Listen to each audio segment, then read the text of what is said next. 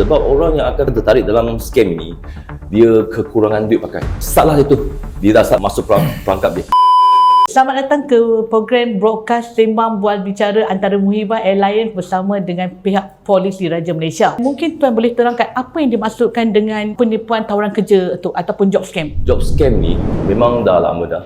Seperti mana berleluasa. Dia agak serius sebab dia tak ada itu age limit. Sesiapa yang tak ada kerja dan dia nampak iklan tu dan tertarik, ingat ini boleh cari duit. Tetapi scammer ni dia pandai. Apa cara dia? Okay, so dia akan tarik mangsa tu ke dalam grup Telegram. Apa yang you perlu buat adalah you beli barang dia dan you akan dapat wang you balik dan 10%. So contoh at first dia beli barang yang RM50, so dia dapat balik RM55. Yang mangsa tu dia akan rasa yakin dapat. So second dia cuba yang mungkin 100, dia pun dapat RM110.